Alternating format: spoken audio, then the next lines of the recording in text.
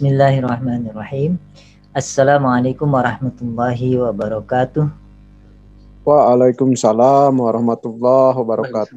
Waalaikumsalam warahmatullahi wabarakatuh. Alhamdulillahirabbil alamin. Asyhadu an la ilaha illallah wa asyhadu anna Muhammadar Rasulullah.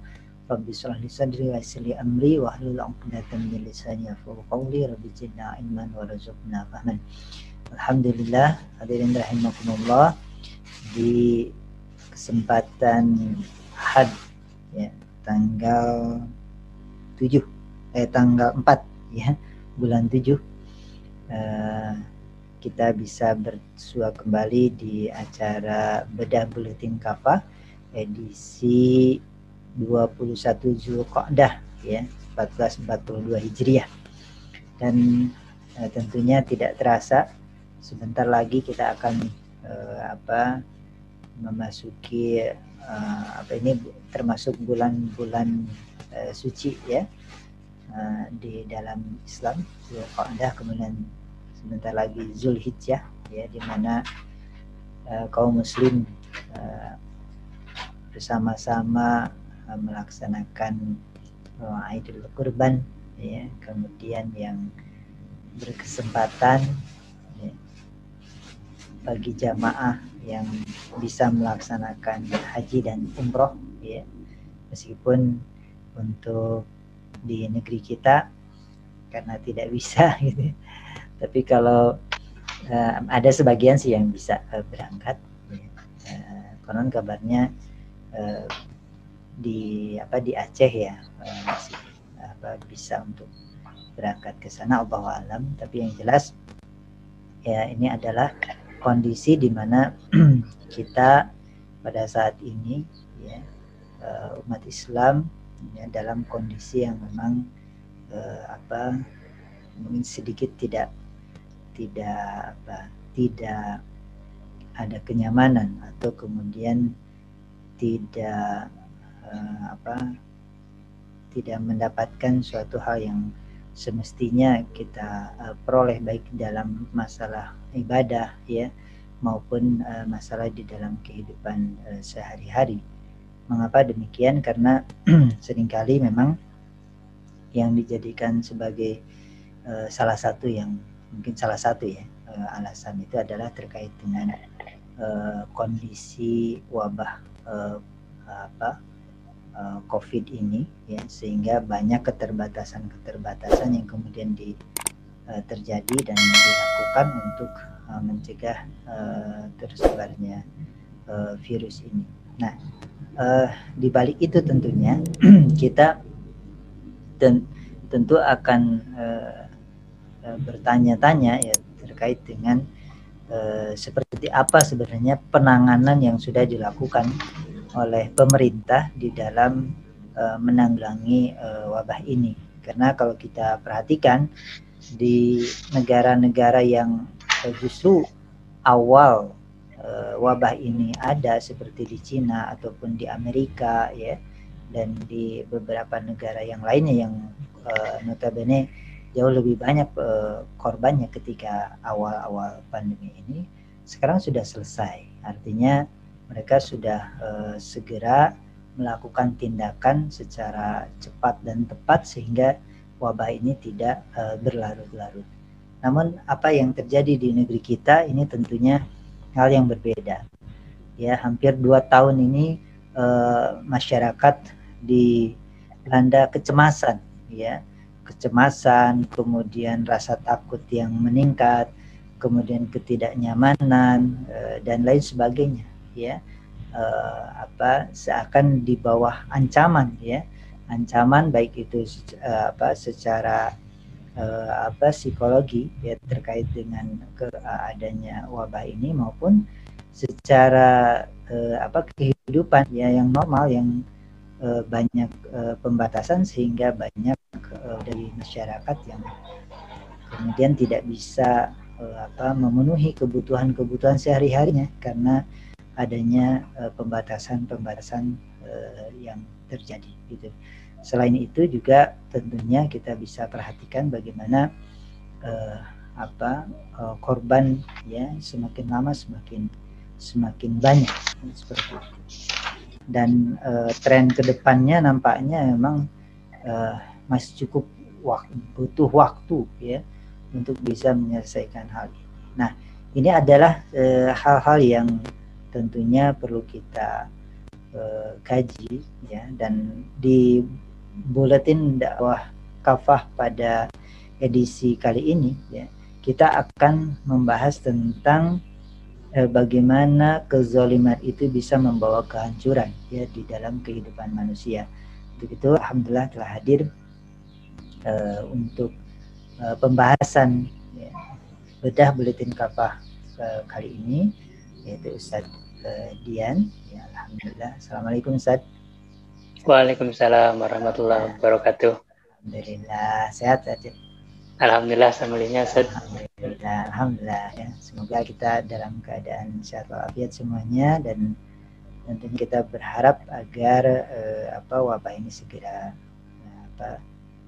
bisa diselesaikan jika berakhir. Namun tentunya kita pada kesempatan kali ini akan membahas ya tentang seperti apa sih kezaliman yang terjadi, kemudian sehingga kezaliman itu bisa membawa kehancuran bagi kehidupan manusia. Untuk itu mari kita simak ya apa yang kemudian akan dipaparkan, akan disampaikan oleh Ustadz Dian untuk membahas hal ini. Silakan Ustadz, tafadhol. Ya. A'udzubillahi minasyaitonirrajim. Bismillahirrahmanirrahim. Assalamualaikum warahmatullahi wabarakatuh. Waalaikumsalam warahmatullahi wabarakatuh. Alhamdulillahirabbil alamin wal 'aqibatu lil muttaqin wala 'udwana illa 'alal dzalimin. Asyhadu an la ilaha illallah wahdahu la syarikalah wa asyhadu anna Muhammadan abduhu wa rasuluhu la nabiyya ba'dah. Alhamdulillah, segala puji hanya bagi Allah, Rabb yang maha menguasai jiwa-jiwa kita. Pada kesempatan ini kita masih diberikan kekuatan oleh Allah Subhanahu wa Ta'ala untuk dapat melaksanakan salah satu kewajiban, yaitu thalabul ilmi. Mudah-mudahan dengan hadirnya kita di majelis ini menjadi wasilah turunnya keberkahan dari Allah Subhanahu wa Ta'ala. Dan suri tauladan di antara kita semua, beliau adalah penutup rangkaian para nabi dan rasul, nabi akhir zaman, yaitu Nabi Muhammad SAW. Semoga sholawat serta salam tetap terlimpah curah kepada beliau, juga keluarganya, sahabatnya, tabiinnya, tabiut tabiinnya, dan kepada kita semua selaku umat yang terus berusaha mengikuti sunnahnya. Hadirin jamaah rahimakumullah, ya insyaallah sebagaimana yang telah disampaikan oleh guru saya Ustadz Deni, bahwa pada kesempatan ini kita sama-sama akan mencoba sedikit membahas kembali apa yang memang sudah ditampilkan di buletin kafah dengan tema kezaliman membawa kehancuran. Ya, kenapa kezaliman ini bisa membawa kepada kehancuran? Nah, ini akan kita mulai ya, bahwa kezaliman ini dalam bahasa Arab memiliki makna, atau dalam bahasa Arabnya itu adalah dulmun ya. Dulmun yang mana artinya ini secara bahasa adalah gelap. Nah, kemudian jamaknya dari dulmun itu adalah dulumatun, yang berarti kegelapan. Adapun orang yang melakukan kezaliman itu adalah dzalimun. Nah, oleh karena itu makna kezaliman ini ya harus kita kembalikan kepada makna bahasa Arabnya. Nah, kemudian ada istilah yang memang sudah sangat mafhum di antara kita semua, bahwa kezaliman ini memiliki makna menempatkan sesuatu bukan pada tempatnya. Ya, artinya sebagai contoh gitu ya, ketika ada sebuah benda yang dibuat oleh pabrik atau manufacturer tertentu, itu sudah dijelaskan fungsinya untuk apa.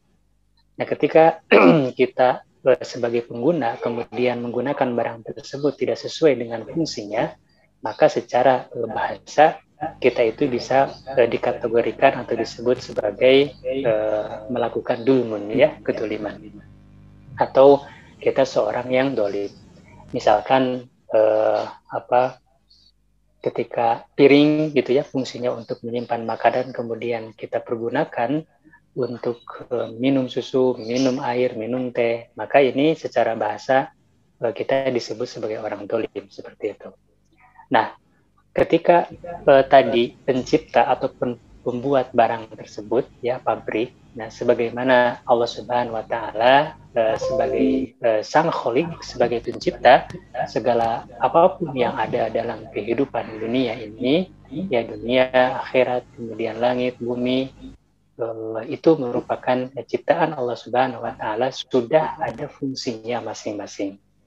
Nah, termasuk, ya, ketika Allah Subhanahu wa Ta'ala menjelaskan gitu ya aturan-aturannya, kemudian Allah Subhanahu wa Ta'ala menjelaskan cara hidup yang diridhoi oleh Allah Subhanahu wa Ta'ala dengan memberikan perintah kepada kita berupa perintah-perintah, kemudian berupa larangan-larangan.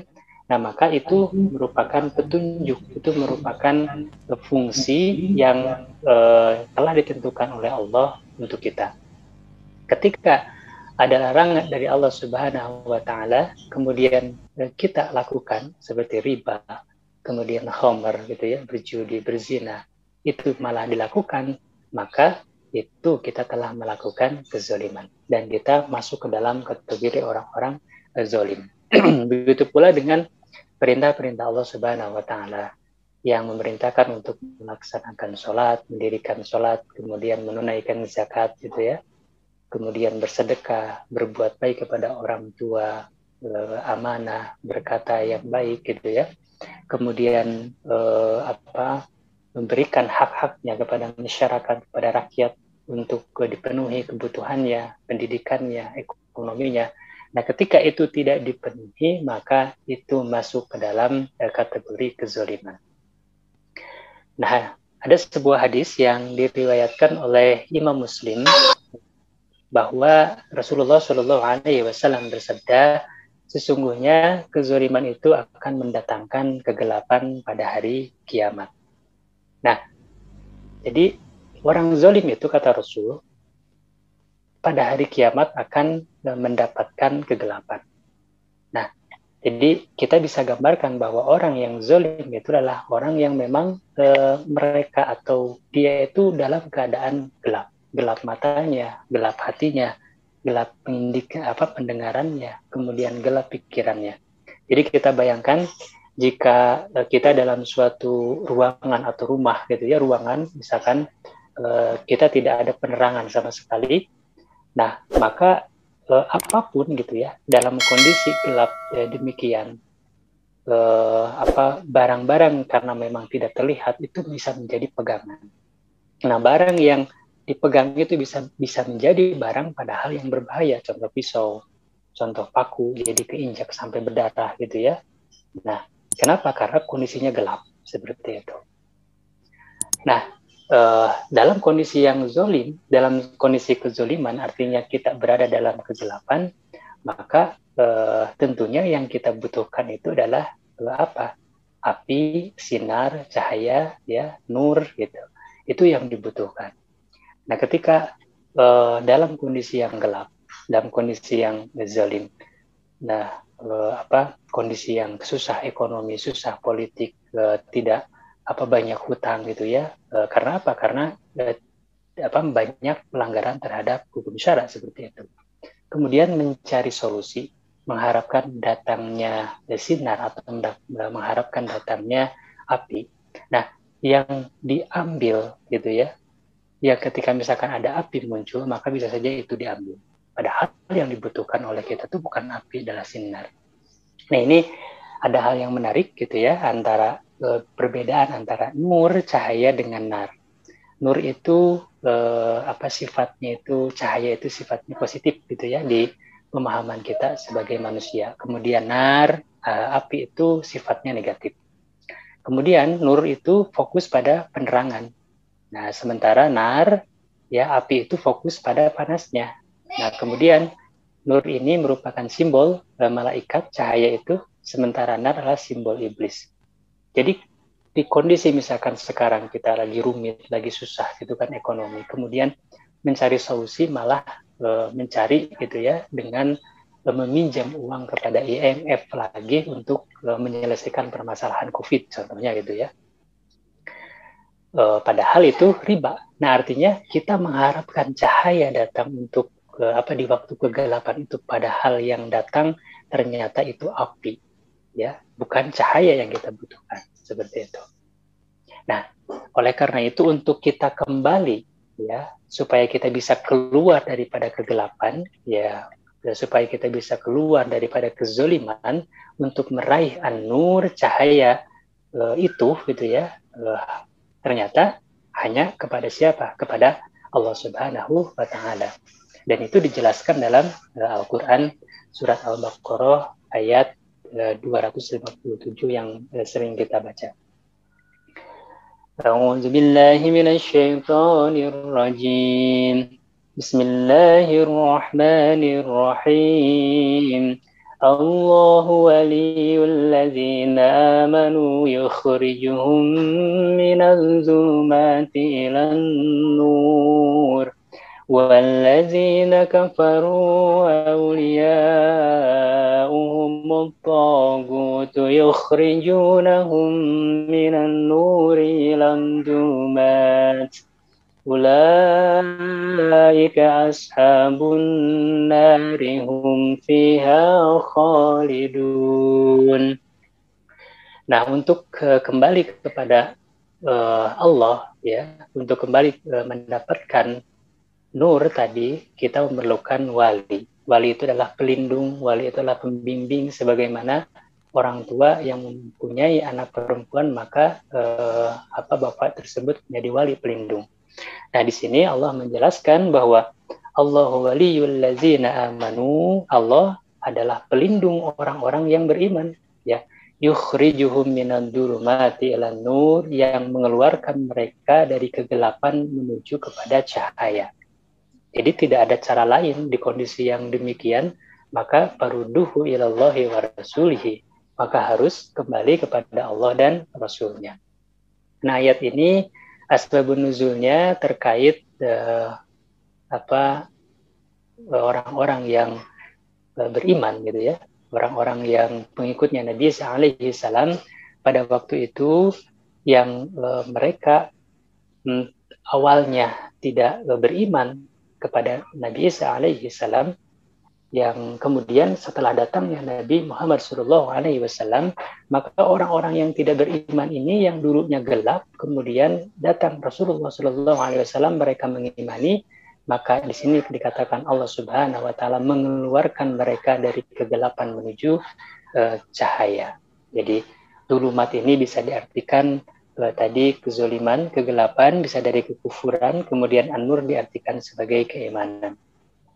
Nah, waladzina kafaru, dan orang-orang yang kufur dan orang-orang yang kafir, auliya'uhum tagut, ya, walinya, pelindungnya adalah tagut, syaitan atau berhala, ya, sesembahan, ya. Kita bisa artikan juga sebagai hukum yang bukan hukum selain Allah Subhanahu wa Ta'ala. Yukhrijuhum minan nuri ila dzulumat. Nah, yukhrijunahum, Allah mengeluarkan tagut, ya, mengeluarkan mereka orang-orang kafir minan nuri ila dzulumat, dari cahaya menuju kegelapan. Jadi pengikutnya Nabi Isa alaihi salam yang dulunya itu ada yang beriman kepada Nabi Isa alaihi salam, kemudian datang Rasulullah sallallahu alaihi wasallam, nah itu tidak beriman. Makanya di sini dikatakan mereka adalah pengikut atau walinya itu adalah tagut. Ulaika ashabun nar, mereka kekal dalam neraka, hum fiha khalidun, mereka adalah para penghuni neraka, hum fiha khalidun, mereka kekal di dalamnya. Nah, artinya tadi dalam kondisi yang susah, dalam kondisi yang carut marut gitu ya, cobaan, musibah, mungkin itu azab datang, kemudian masih tidak mau kembali kepada Allah, maka ini tetap gitu ya berada dalam kezoliman. Kalau tidak ada perubahan kemudian menuju kepada cahayanya Allah Subhanahu wa taala. Kemudian, nah kenapa harus kembali kepada Allah dalam masa kezaliman ini? Ya sebagaimana yang Allah Subhanahu wa taala jelaskan dalam Al-Qur'an, ya dalam surat An-Nur ayat 34 itu bahwa Allah itu sebagai pemberi cahaya. Nah, sebelum ke sana bahwa ada ancaman dari Allah bagi orang-orang yang zalim. Dalam surat Al-An'am ayat 45, ya Allah Subhanahu wa taala berfirman, A'udzubillahi minasyaitonirrajim. Bismillahirrahmanirrahim. Faquti adabirul qaumil ladzina dzalamu. Maka dimusnahkan seluruh kaum orang-orang yang zalim, ya, sampai ke akar-akarnya, ini kata Allah. Ini asbabun nuzulnya terkait keluarga atau pamannya Rasul yang memusuhi dakwah Rasulullah Shallallahu Alaihi Wasallam, dan Rasul diperintahkan untuk bersabar sebagaimana Allah menolong kepada Rasul-Rasul sebelum Nabi Muhammad Shallallahu Alaihi Wasallam. Di sini orang yang melakukan kezaliman oleh Allah dimusnahkan, gitu ya, dimusnahkan seluruh orang zalim itu sampai ke akar-akarnya. Walhamdulillahirabbil alamin, dan segala puji hanya bagi Allah, Tuhan semesta alam. Nah, jadi tidak ada solusi, gitu ya, untuk terhindar daripada kehancuran, untuk terhindar daripada kegelapan ini, maka harus kembali kepada Allah Subhanahu wa taala.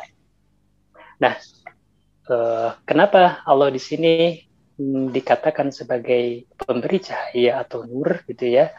Karena ya secara umum, gitu ya, nur ini memiliki maknanya hidayah. Nah, bentuknya ini bisa ada 6 macam, gitu ya. Yang pertama, ya bisa merupakan nur itu adalah Allah Subhanahu wa taala sendiri. Kemudian yang kedua bisa bermakna Nabi Muhammad sallallahu alaihi wasallam.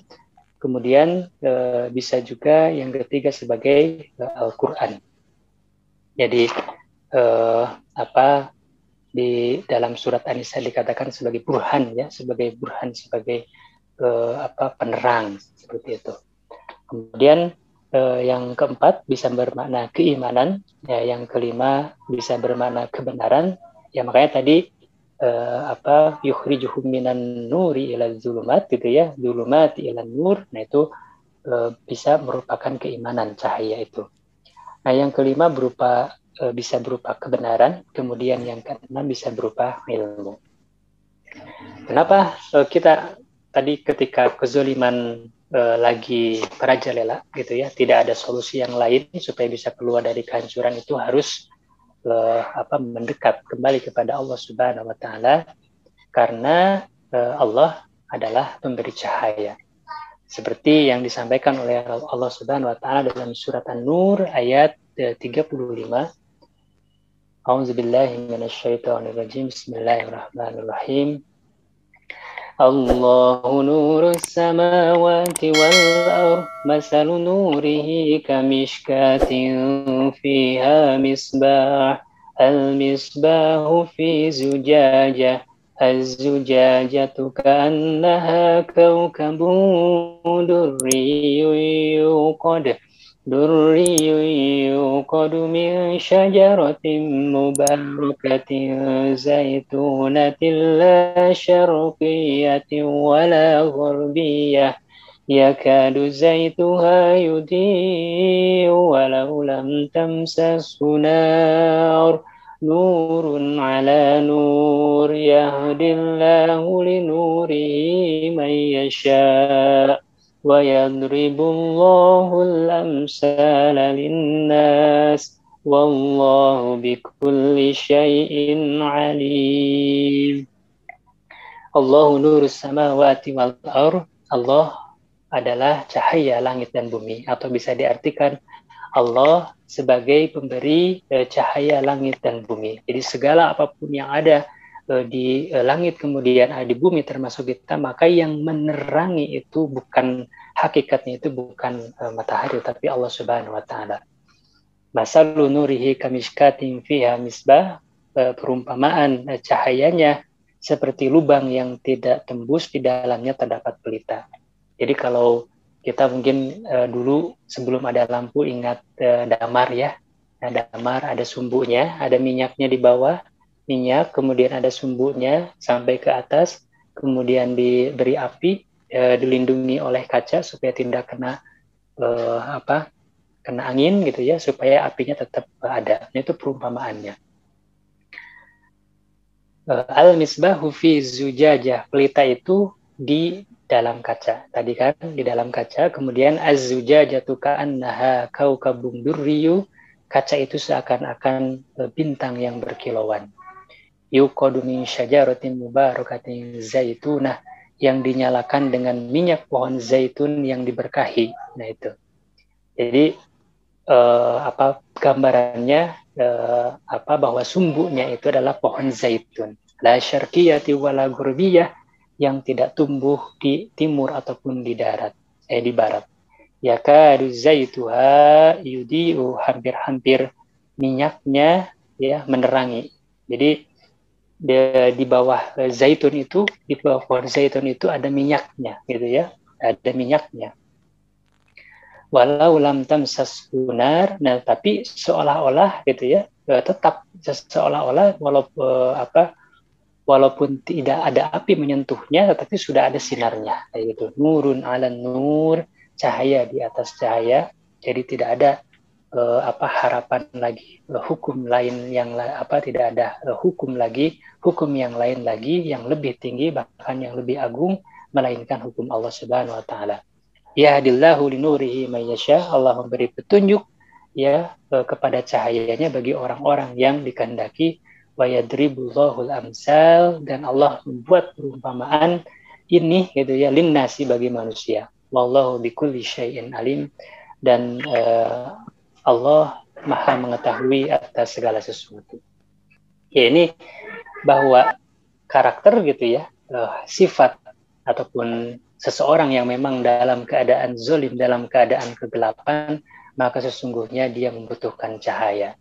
Dan cahaya itu adalah hanya dari Allah Subhanahu wa taala. Kezoliman tadi timbul dengan jelas karena menjauhi aturan-aturan Allah yang sudah ditetapkan, yang sudah digariskan.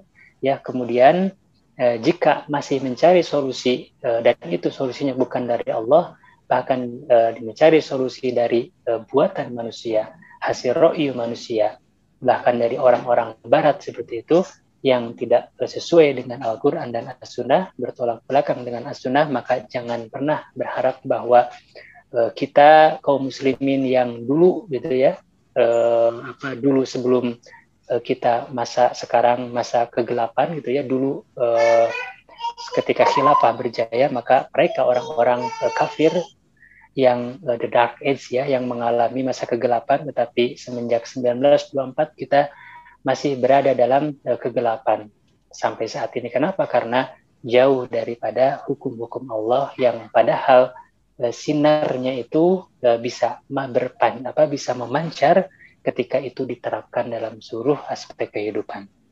Oleh karena itu, cahaya Allah gitu ya akan muncul jika hukum digunakan, dan hukum Allah keputusannya adalah keputusan yang paling adil untuk seluruh umat manusia, bukan hanya orang-orang muslim saja, tetapi untuk orang-orang non-muslim seperti itu, untuk orang-orang kafir juga.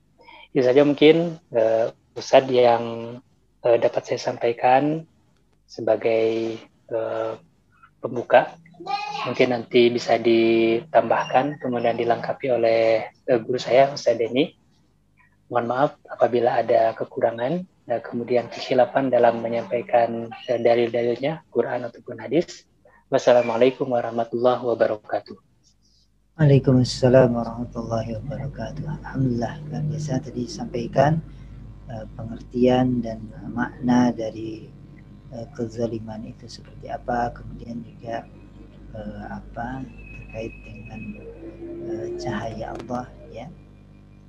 Bagaimana hendaknya kita kaum muslim itu senantiasa berada di dalam cahayanya Allah Subhanahu wa taala, tidak berlama-lama atau kemudian tidak membiarkan diri kita dalam kegelapan.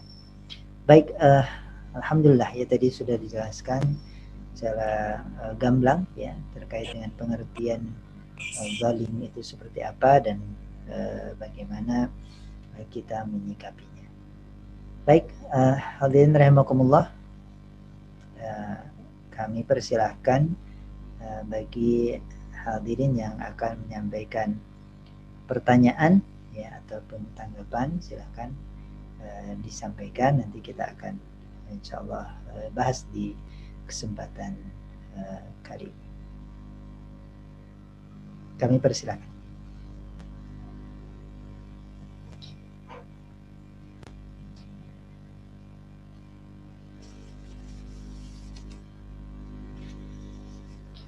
Baik, sambil menunggu ya, nanti kalau ada nanti akan disampaikan.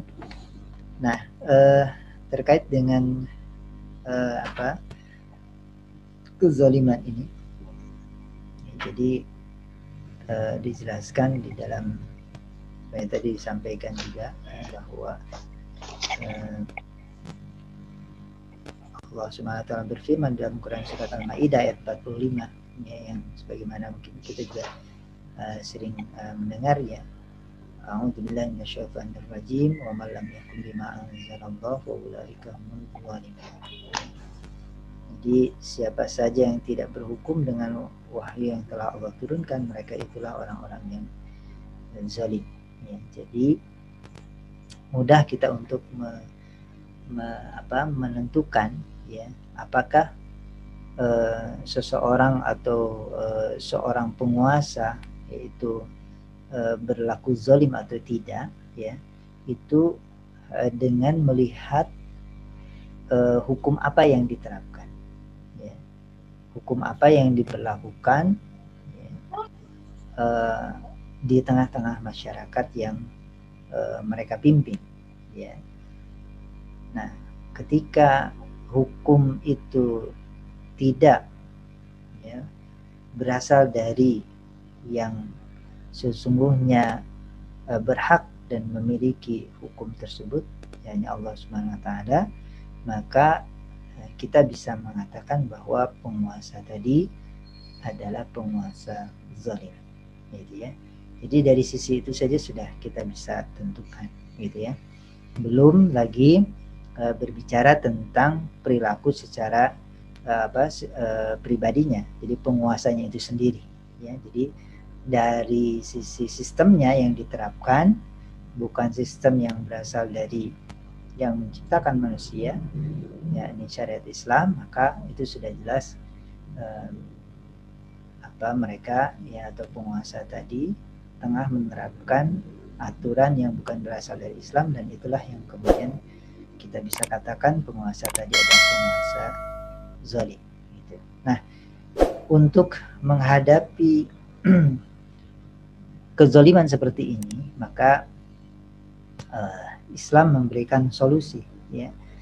Jadi bahwa untuk menghadapi keberadaan ya, rezim yang zalim ya, dan ini niscaya di dalam sejarah, jadi tidak hanya pada masa ini ya, di masa sebelumnya juga ada saja ya penguasa zalim ya.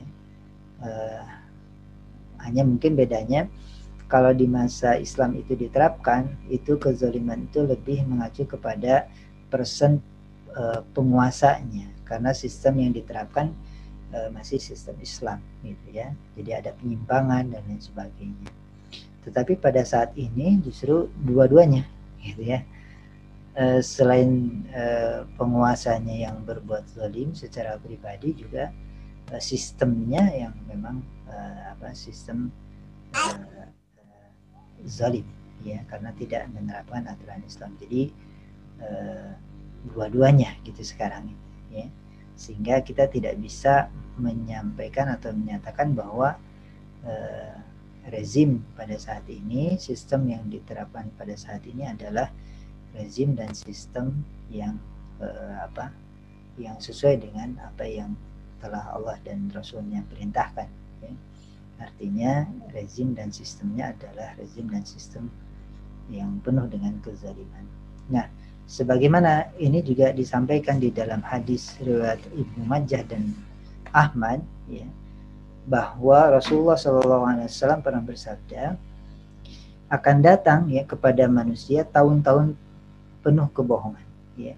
Saat itu pendusta dibenarkan, orang yang benar didustakan, ya. Kemudian pengkhianat diberi amanah, orang amanah dianggap pengkhianat. Ya. Saat itu ar-ruwaibidah, ya, berbicara. Nah, ditanyakan apakah ar-ruwaibidah itu? Rasulullah SAW bersabda, seseorang yang bodoh tetapi sok mengurusi urusan orang banyak. Dan pada saat ini kita bisa menyaksikan memang seperti itu, ya. Sebagaimana yang hadis ini disampaikan di dalam hadis ini terkait dengan kondisi, ya, yang terjadi pada saat ini. Maka dari itu untuk menyelesaikan permasalahan ini, ya, ada beberapa solusi Islam, ya, untuk bisa menghadapi permasalahan, ya, kezaliman ini. Yang pertama, bahwa di dalam sistem yang zalim seperti ini, seringkali kekuasaan itu dijadikan sebagai tujuan. Ya. Sementara kalau di dalam Islam, justru kekuasaan itu adalah dalam rangka untuk mengurusi rakyat. Ya. Di ayat itu su'unil ummah. Jadi untuk ngurus ngatur, ya, urusan umat, urusan rakyat, baik di dalam negeri maupun di luar negeri. Ya, seperti itu. Kemudian yang kedua, standar hukum yang diterapkan di dalam sistem zalim pada saat ini, ya, oleh penguasa zalim itu adalah standar hukumnya adalah standar hukum, ya, apa yang kemudian kita namakan sebagai demokrasi, ya, dari rakyat oleh rakyat untuk rakyat, kan gitu. Ya, intinya bahwa hukum itu dibuat oleh manusia untuk manusia. Nah, ini jelas berbeda dengan Islam. Islam memberikan solusi bahwa standar hukum yang jelas itu adalah Kitabullah dan Sunnah Rasulnya. Mengapa? Karena dengan menerapkan Kitabullah dan Sunnahnya itu kita mendapatkan jaminan kita tidak akan pernah tersesat selama kita berpegang teguh kepada Kitabullah dan Sunnah. Artinya, kalau kita tidak berpegang teguh kepada Kitabullah dan Sunnahnya, maka kita tidak ada jaminan untuk tidak sesat atau tersesat, gitu, ya. Nah, kemudian yang berikutnya, bahwa penegakan hukum di dalam sistem zalim pada saat ini, ya, berikut dengan penguasa zalimnya itu seringkali tidak setara untuk semua, ya. Artinya sebagaimana yang pernah disampaikan juga oleh baginda Rasulullah SAW terkait dengan adanya upaya untuk mengajukan, ya, mungkin bahasanya keringanan hukuman, ya, atas seorang bangsawan, ya, ketika itu yang mencuri, seorang perempuan bangsawan yang mencuri, ya, kemudian tolong sampaikanlah bagaimana supaya tidak dilakukan hukum potong tangan, gitu ya, seperti itu, ya. Nah, kemudian Rasulullah SAW menyampaikan secara tegas bahwa seandainya Fatimah binti Muhammad yang melakukannya, ya, maka akulah yang akan memotong tangannya. Artinya tidak ada tidak ada tebang pilih, tidak ada pandang bulu, ya, di dalam penerapan hukum, ya, di dalam Islam, gitu. Nah, sementara pada saat ini kita bisa menyaksikan bagaimana justru pandang bulu, tebang pilih itu nyata di dalam penerapan atau penegakan hukum hukum di dalam sistem demokrasi pada saat ini. Kita bisa saksikan misalnya contoh terkait dengan apa yang menimpa HRS, ya, Habib Rizik Syihab, ya, bagaimana beliau dituntut 4 tahun penjara dengan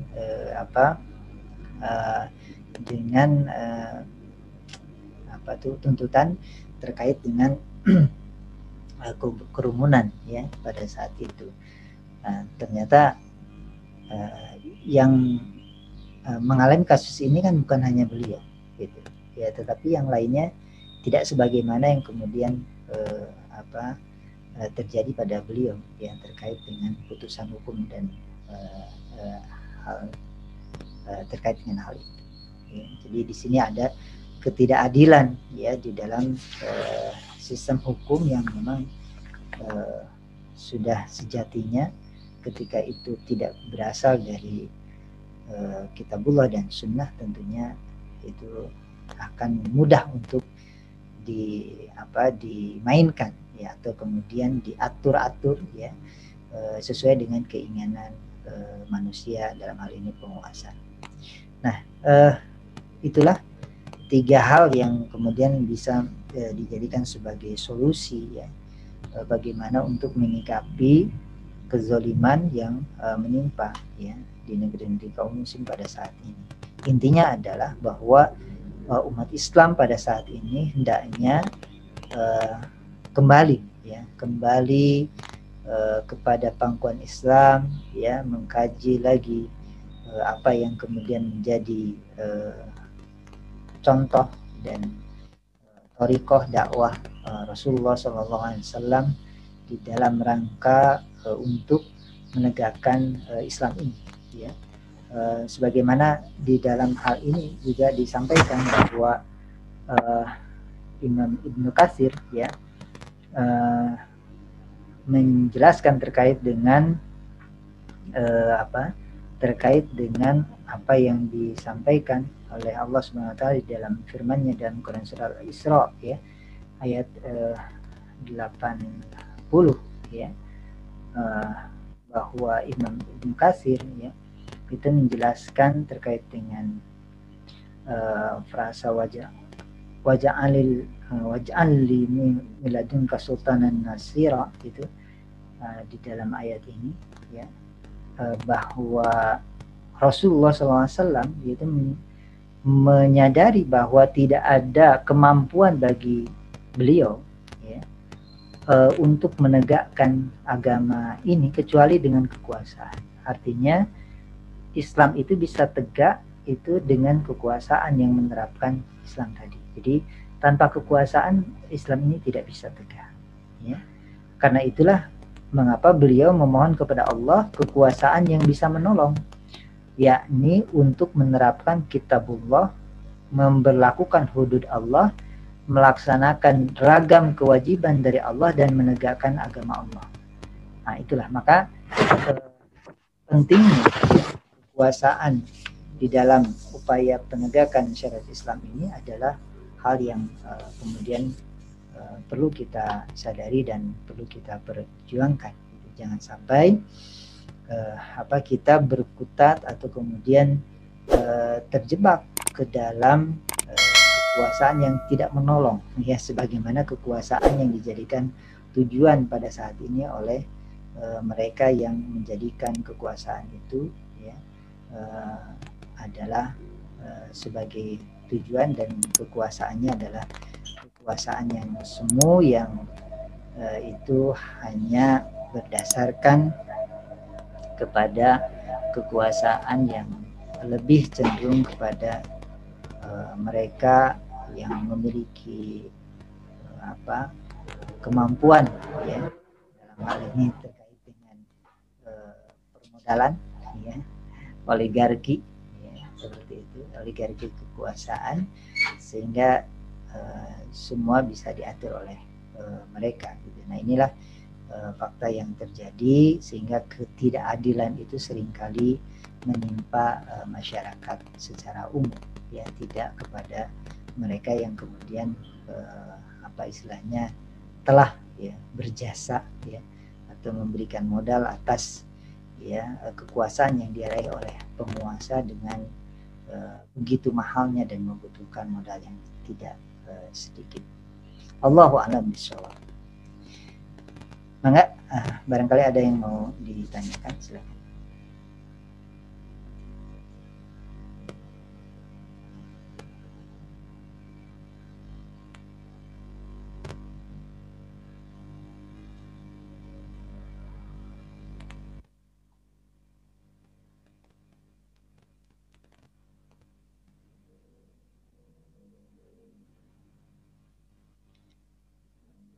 Belum ada ya? Belum ada. Baik. Hadirin rahimakumullah. Nah, sambil menunggu barangkali ada yang akan ditanyakan. Mangga Ustaz Dian, barangkali ada yang mau ditambahkan, silakan.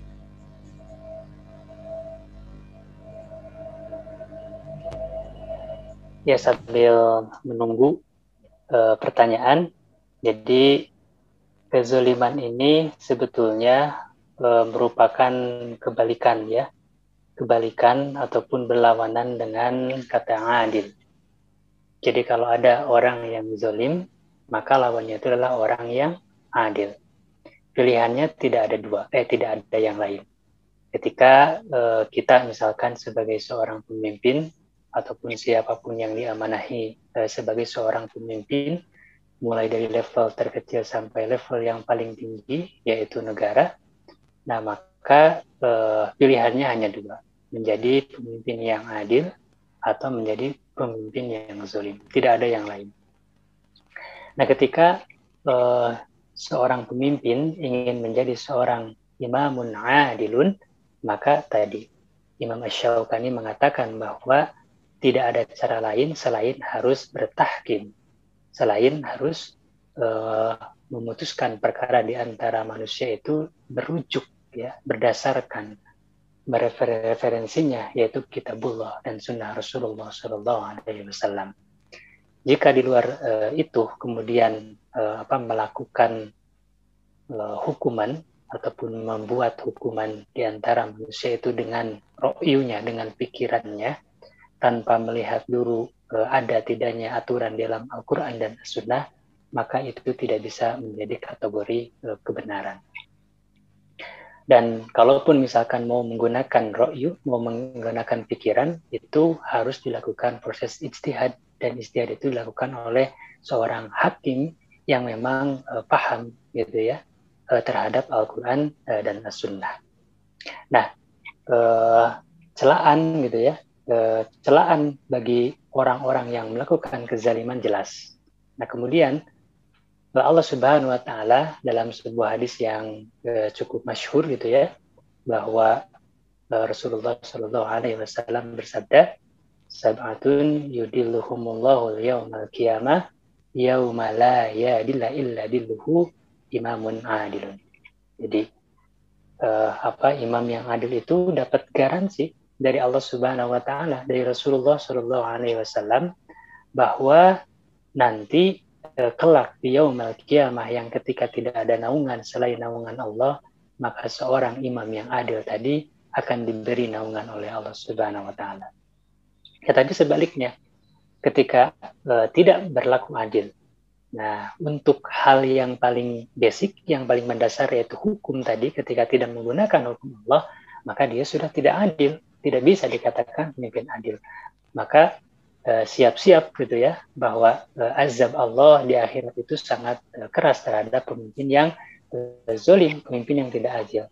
Salah satunya adalah tidak akan dinaungi oleh Allah Subhanahu wa taala di hari kiamat nanti, yaumal la yadilla illa dilluhu, yang pada hari itu tidak akan ada naungan selain naungan Allah Subhanahu wa taala.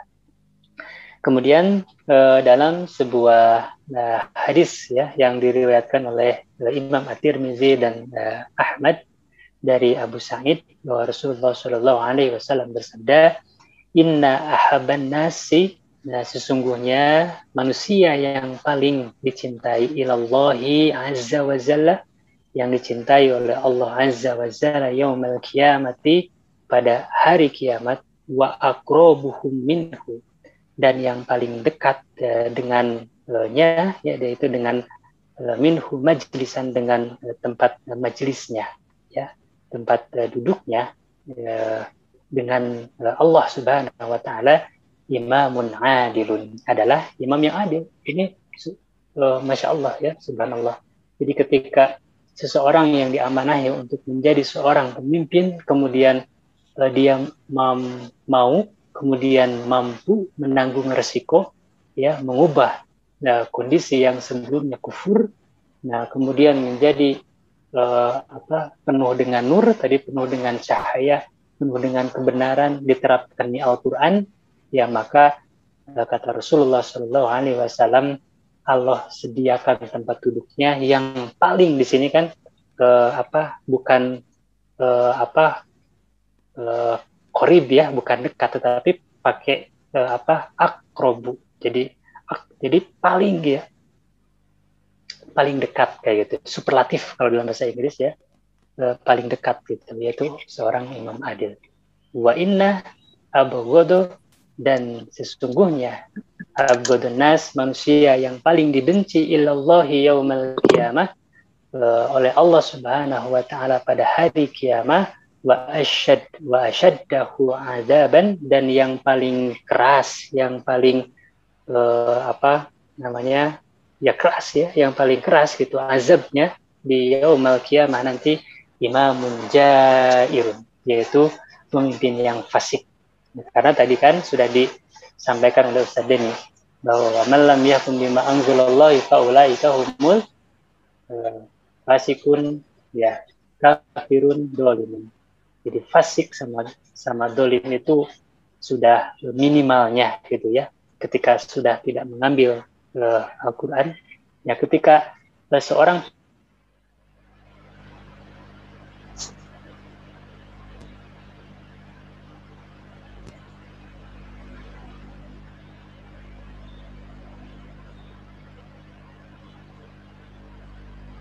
tadi masih meyakini bahwa hukum Islam itulah memang hukum yang terbaik ya, kemudian hukum yang paling agung, kitabullah wa sunnah Rasulullah adalah yang paling tinggi, tidak ada yang lebih tinggi darinya, tetapi dalam prakteknya dengan berbagai alasan apapun tidak diterapkan, maka tidak jatuh kepada kekafiran, jatuh ya kepada kezaliman ataupun kefasikan. Cuman ya tadi azab-azab yang Allah persiapkan gitu ya bagi orang-orang yang zalim, sebagaimana di dalam surat Ibrahim, ini ayat 42. A'udzubillahi minasyaitonirrajim. Bismillahirrahmanirrahim. Wala tahsabanallah, ya, ini Allah berfirman kepada Rasulullah sallallahu alaihi wasallam, janganlah engkau wahai Muhammad mengira gitu ya, sekali-kali mengira bahwa Allah ghafilan, bahwa Allah itu akan lalai. Amma ya'malu zalimun, dari apa yang dikerjakan oleh orang-orang zalim. Innama yuakhirukum, sesungguhnya Allah mengakhirkan, sesungguhnya Allah menangguhkan mereka, siapa? Siksa orang-orang zalim, liyaumin tashkhasu fihil absar, sampai suatu hari yang pada saat itu mata terbelalak. Jadi itu baru zalim gitu ya. Kalau kafir hum fiha khalidun, itu zalim. Fasik lebih besar lagi daripada zalim posisinya. Kemudian dalam hadis riwayat Imam At-Tirmizi, Rasulullah Shallallahu Alaihi Wasallam bersabda, akan ada sepeninggal aku nanti para pemimpin. Siapa saja yang menemui mereka lalu membenarkan kedustaan mereka dan membantu mereka dalam kezaliman mereka, para buzzer ya, para buzzer yang dibayar dengan sejumlah rupiah 5 juta per bulan sampai 10 juta per bulan, membantu kezaliman yang dilakukan oleh rezim, oleh pemimpin, oleh pemerintah, dan dia seorang muslim, maka dia bukan dariku, maka dia bukan bagian dariku, aku pun bukan bagian dari dirinya, dan tidak ada dan tidak akan menemuiku di telaga surga. Jadi Allah Subhanahu wa taala disassociate ya, sudah tidak punya hubungan lagi gitu kan dengan siapa, dengan orang-orang muslim yang membantu kezaliman orang-orang ataupun pemimpin yang melakukan kezaliman. Itu saja mungkin Ustaz, silakan barangkali ada yang mau menambahkan ataupun bertanya. Ya. Syukran. Baik. Nah, ini ada, alhamdulillah, sudah disampaikan ya, dijelaskan lebih lebih rinci lagi terkait dengan kebalikan dari kezaliman, yaitu adil ya. Jadi penjelasan tadi bagaimana makna adil dan keadilan seperti apa ya yang ada di dalam Islam. Baik, hadirin rahimakumullah. Ini ada satu pertanyaan. Pertanyaannya adalah bagaimana kita menyikapi terkait keputusan Menag ya yang akan meniadakan sholat Idul Adha. Nah, ini gimana nih tanggapannya? Silakan Ustaz Dian barangkali bisa menyampaikan.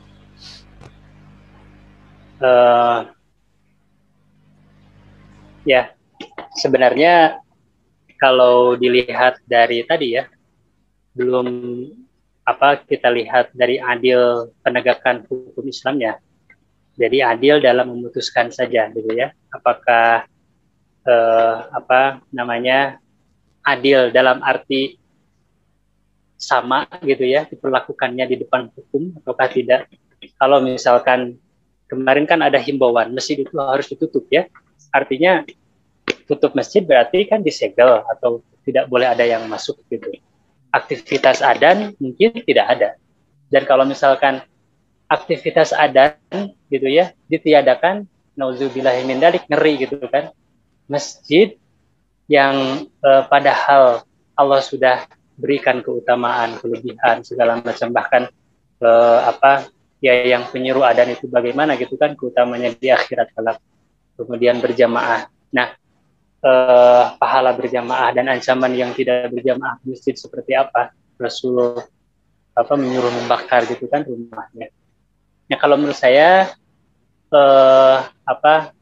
di aturan itu masih disebutkan kalau misalkan pernikahan dibolehkan dengan syarat maksimal 30 orang kalau tidak salah. Nah, sekarang misalkan masjid harus ditutup. Padahal yang berjamaah, mungkin di Ansarullah juga sama ya, tidak lebih dari 30 orang, itu di bawah 30 orang. Ya. Sekarang yang mau nikahan, dangdutan, minimal 30 orang diizinkan. Masjid yang di bawah 30 orang, ya itu untuk keseruan, gitu ya, berzikir kepada Allah, itu ditutup. Kan masa kita mau pelan mentah-mentah aturan itu. Jadi seperti saya di sini enggak, walaupun misalkan pembina yang lain masyarakat mesti tutup, saya pribadi enggak akan tutup. Dan sampai saat ini walaupun sudah terkonfirmasi yang suka ke masjid gitu ya, pengurus ada 3 orang, ya alhamdulillah posisi masjid musola ya tepatnya tetap berjalan, ada azan, ada berjamaah, pakai masker seperti itu. Nah, jadi kalau misalkan tadi terkait Idul Adha sama gitu ya, Idul Adha. Sebetulnya kalau dilihat konsisten atau tidak, pemerintah itu kalau memang mau konsisten ketika varian baru di India Delta itu merajalela gitu kan ya, itu saya mendengar sendiri, melihat sendiri fakta gitu, orang-orang India yang bekerja di pabrik, mereka keluarganya itu berbondong-bondong gitu, bahkan mencarter pesawat gitu ya ke Indonesia itu 1 pesawat, dan pemerintah melegalkan, maksudnya membolehkan. Nah, tujuannya apa? Alasannya ekonomi kan, supaya dapat penghasilan, supaya dapat pemasukan. Nah, jadi kalau misalkan kita mau adil tadi ya, tidak tebang pilih, tidak pandang bulu, bahwa kesalahan inilah memang kesalahan dari pemerintah sendiri yang tidak langsung meng-cut gitu ya orang-orang India yang kemungkinan membawa varian baru ke Indonesia kayak gitu. Nah, sekarang kondisi kurban yang di kondisi ekonomi yang serba sulit sekarang gitu ya, banyak yang di PHK, terus untuk memenuhi kebutuhan hidup aja sudah sangat susah kayak gitu. Di satu sisi itu memang merupakan perintah dari Allah Subhanahu wa taala bagi yang mampu dan mengusahakan ya untuk bisa menunaikannya. Nah, termasuk sholat Idul Adha yang berjamaah gitu ya. Kalau memang gitu ya dari segi akidahnya bahwa ketakutan akan meninggal gitu, bahwa kita memang sudah ditetapkan oleh Allah meninggal itu tahun sekian, jam sekian, hari ini dengan penyakit apapun. Karena memang kan faiza jaa ajaluhum la yastakhiruna sa'atan wa la yastaqdimun. Apabila ajal telah datang, maka tidak akan ada yang dapat mengakhirkannya dan tidak ada juga yang dapat mengedepankannya. Nah, artinya kita sudah fix gitu ya, orang-orang di dunia ini muslim atau tidak muslim sudah fix matinya tanggal sekian. Apakah harus ada kasbul insani atau sunatullah yang kita tempuh? Betul. Prokes kita jaga, kesehatan harus kita jaga gitu ya. Kemudian memakai masker, memakai masker itu sudah mungkin harus benar-benar diupayakan. Ya artinya gini, kalau dari segi akidah gitu ya, dari akidah sebetulnya tidak usah khawatir sebetulnya gitu ya. Tetapi karena memang ada tadi sunatullah yang sudah menjadi pedoman kita. Ya kalau kita dekat-dekat, kalau kita misalnya kayak api lah gitu, kita pegang api ya panas gitu ya. Kita pisau ke tanganin ya bisa sakit gitu. Termasuk ketika ada misalkan orang yang dekat sama kita, mungkin penularan mungkin kayak gitu. Tapi ada juga banyak kasus yang dia melakukan kontak yang dekat gitu ya, seperti suami istri, suaminya kena, istrinya enggak, di rumah istrinya tetap enggak gitu kan, ataupun sebaliknya. Jadi kekhawatiran itu sebetulnya kalau ya tidak adil ya. Untuk ibadah kita harus demikian ditiadakan, sementara lihat aja kasus-kasus sebelumnya, pilkada dibolehkan kan gitu ya, kasus-kasus sebelumnya. Kemudian pernikahan orang tertentu dibolehkan kayak gitu, para pejabat dibolehkan. Nah makanya sebagian masjid gitu ya, sebagian masjid dari dulu semenjak kasus corona ini tajam gitu ya, meningkat, itu masih ada masjid-masjid yang melakukan Jumat berjamaah kemudian tidak memakai jarak juga, artinya renggang gitu kan. Ada yang memang memakai jarak dikosongkan satu, tapi ada masjid yang tetap berkomitmen karena tidak sah berjamaahnya tetap direpetin gitu ya, tidak memakai jarak, kemudian hanya memakai masker, membawa sejadah masing-masing, dan itu sholat berjamaah berjalan kayak gitu. Cuman kalau saya pribadi condong laksanakan sholat Idul Adha. Kenapa? Karena ya seperti sekarang gitu ya, pedagang-pedagang yang besar, mal-mal yang besar misalkan, ataupun tempat makan yang besar, memang ada himbauan dan takut gitu ya, kalau nanti izin usahanya dicabut, kalau nanti dapat denda kayak gitu. Tetapi pedagang-pedagang yang di pinggir jalan gitu ya, ataupun warteg, kalau ada kerumunan banyak, itu kan nggak jadi masalah kayak gitu. Kenapa? Karena salah satu pertimbangan pemerintah tidak mengejar itu, kenapa? Ya tidak ada uangnya, tidak ada uang yang bisa dendanya, susah ngambil dendanya kayak gitu. Nah sekarang misalkan masjid, makanya ada masjid yang tetap melaksanakan gitu ya kegiatan termasuk sholat Jumat, kemudian sholat hari raya. Nah karena ya paling kalau misalkan datang petugasnya suruh berhenti ngobrol diskusi, ya berhenti aja dulu gitu kan. Tetapi tidak akan sampai sepertinya di denda sampai puluhan juta gitu kan. Apalagi seperti kasus Habib Rizik ya, Shihab yang sampai dipenjarakan seperti itu. Itu saja mungkin, itu tergantung dari mungkin keberanian dari masing-masing DKM pengurusnya, dan juga resiko yang akan diambilnya. Tetapi kalau menurut saya afdoliyahnya tetap melaksanakan itu, walaupun ada yang berpendapat ya ulama ataupun kaum muslimin juga harus ditiadakan dulu, itu silahkan pilihan seperti itu. Itu saja mungkin Ustaz dari saya. Mangga ditambahkan. Ya, baik. Demikian ya jawabannya terkait dengan pertanyaan tadi, bagaimana kita menyikapi terkait keputusan Menag ya, yang meniadakan rencana meniadakan sholat Idul Adha. Barangkali ada yang akan menambahkan atau memberikan komentar.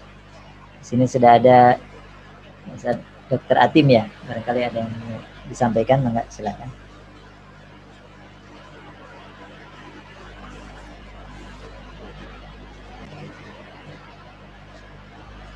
Nih kalau di sekitaran Masjid Ansarullah hujan nih, cukup deras.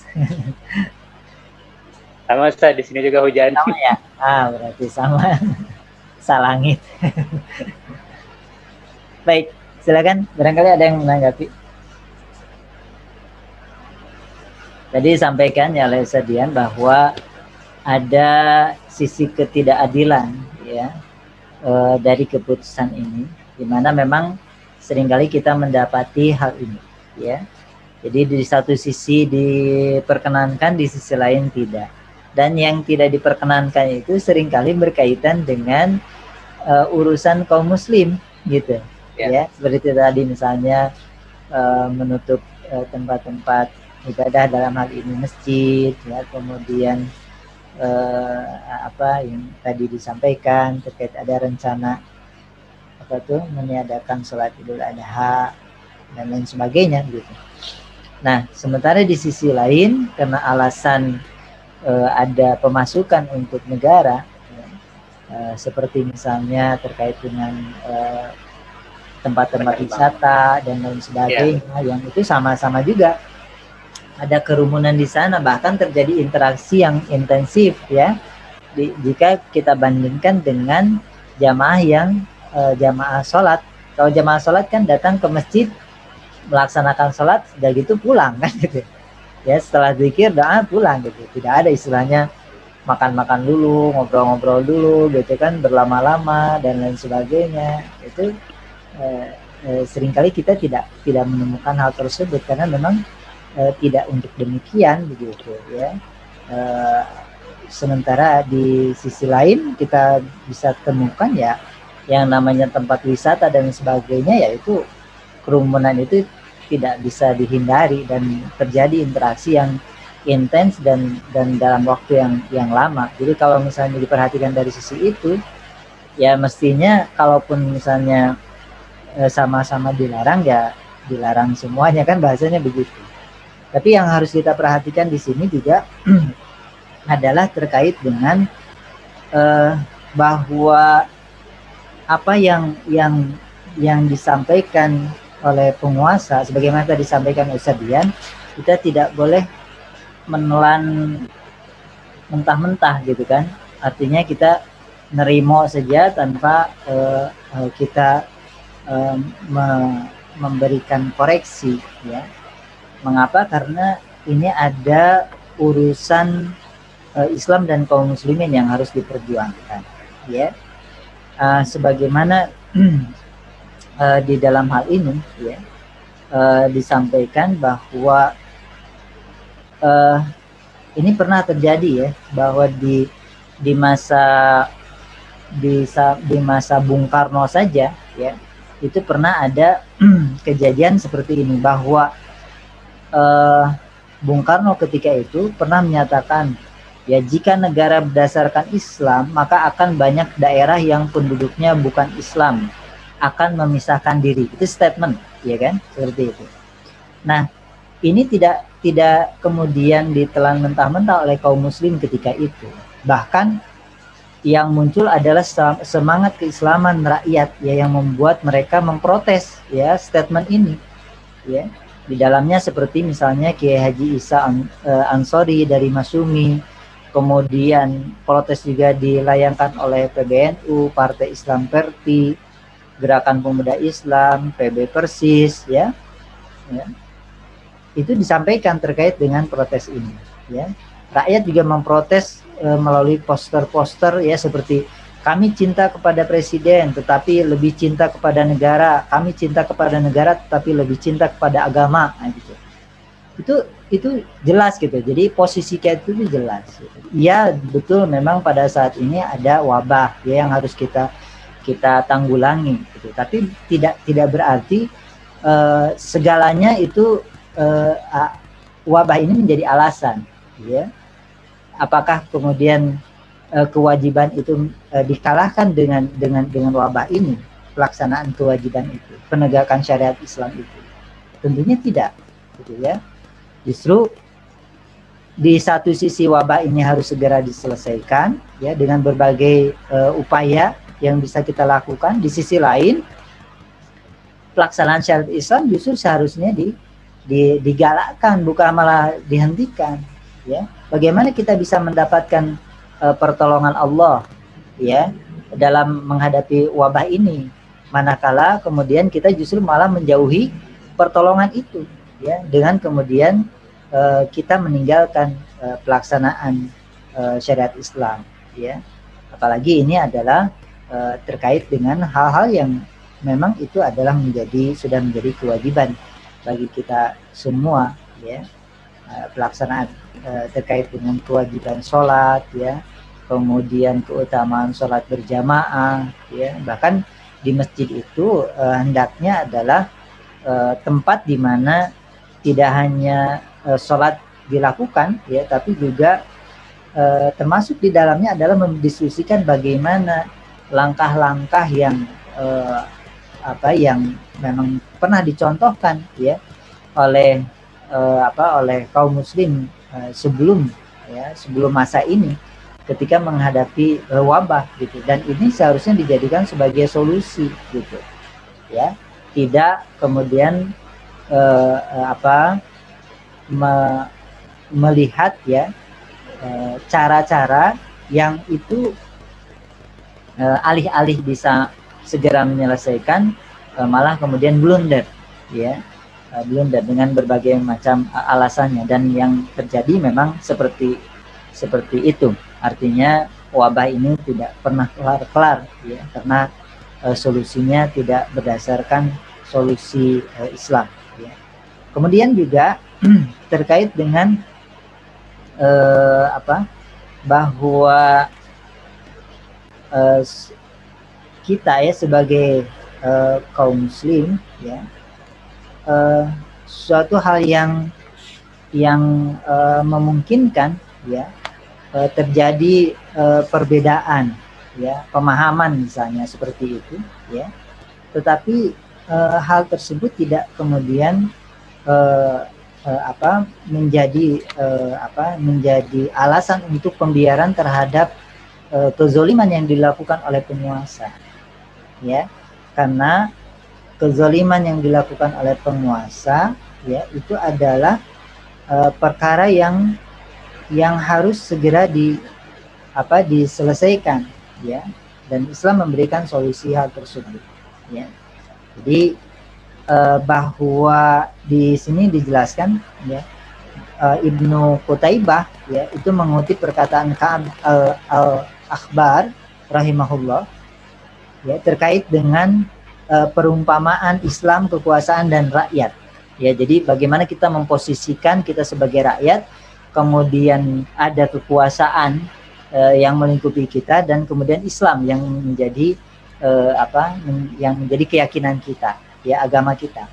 Nah, di sini dijelaskan bahwa perumpamaan antara Islam, kekuasaan dan rakyat adalah laksana tenda besar, ya, tiang dan tali pengikat serta pasaknya. Tenda besarnya adalah Islam, tiangnya adalah kekuasaan, tali pengikat dan pasaknya adalah rakyat. Satu bagian tidak akan baik tanpa bagian yang lainnya. Jadi perumpamaan ini bermakna bahwa tiang atau kekuasaan itu dan tali pasak, ya, tali dan pasak atau rakyat itu tidak ada maknanya jika tidak diberdayakan untuk menegakkan tenda, dalam hal ini Islam. Jadi untuk apa adanya penguasa dan kekuasaan selama penguasa dan kekuasaan itu tidak dalam rangka untuk, ya, menegakkan Islam, gitu, ya. Apatah jadinya kalau seorang penguasa itu, ya, dengan pongahnya, dengan kesombongannya kemudian misalnya menutup masjid-masjid, ya, kemudian melarang pelaksanaan ibadah di dalamnya dengan alasan wabah, ya. Ini tidak bisa seperti itu, ya. Jadi kewajiban itu tetap harus dilaksanakan, ya, bagaimanapun kondisinya. Tentunya kita juga memperhatikan terkait dengan protokol kesehatan, gitu, ya. Sudahlah kemudian kita mengikuti bagaimana sholat itu diberikan jarak-jarak ya seperti itu. Ini juga sebagian kaum muslim tidak menghendaki hal tersebut, karena yang sejatinya harus dilakukan itu kan manakala ada di antara kaum muslim atau jamaah yang akan sholat itu sedang dalam keadaan sakit, sebaiknya tidak ke masjid, dan begitu selesai. Artinya yang ke masjid itu hanya kaum muslim yang sehat, gitu kan, sehat fisiknya, tidak sedang demam, tidak sedang batuk dan sebagainya, yang itu kemudian bisa menularkan kepada jamaah yang lainnya, kan begitu ya. Kemudian menggunakan masker dan sebagainya seperti itu. Nah, selama itu dilakukan, mengapa kemudian harus dilarang? Ya, bagaimana ceritanya suatu kewajiban itu bisa dilarang? Gitu. Nah, ini hanya bisa terjadi pada penguasa dan sistem kekuasaan yang kekuasaan tersebut tidak untuk menegakkan Islam. Nah, inilah kemudian kekuasaan yang menegakkan ya, atau kemudian yang diliputi dengan kezaliman ya. Nah, maka dari itu yang harus kita lakukan adalah mencegah penguasa untuk melakukan kezaliman ini. Bagaimana? Yakni dengan menyampaikan protes, menyampaikan koreksi, gitu. Apapun resikonya, gitu. Ya, menyampaikan bahwa sholat itu adalah kewajiban. Ya, tidak ada yang kemudian dapat melarang kewajiban tersebut. Kemudian terkait dengan masjid sebagai tempat di mana kaum muslim ya, dan khususnya kaum laki-laki itu melaksanakan sholat berjamaah di masjid ya, dengan protokol kesehatan gitu. Kenapa harus kemudian dilarang? Ya, seperti itu. Nah, maka dari itu hadirin rahimakumullah, dalam hal ini tentunya kita bisa menyaksikan ya bagaimana keteguhan ya seorang Abu Bakar As-Siddiq ya, kemudian Sayyidina Umar bin Khattab ya, dan penguasa-penguasa muslim yang lainnya yang kemudian bersikukuh untuk menerapkan syariat Islam ya, meskipun resikonya adalah nyawa dan kemudian hancurnya kekuasaan tersebut gitu. Tidak sebaliknya ya, tidak sebaliknya mengorbankan urusan agama ini untuk kekuasaan ya, untuk penguasa yang kemudian kita ketahui pada saat ini baik penguasanya maupun kekuasaannya itu tidak lain adalah untuk selain dari tujuan Islam ya. Tidak sebaliknya yang seharusnya diupayakan oleh penguasa kaum muslim, yakni bahwa kekuasaan itu adalah semata-mata untuk menegakkan Islam. Allahu a'lam bishawab. Baik, hadirin rahimakumullah, ada lagi yang mau menyampaikan barangkali atau memberikan tanggapan, silakan.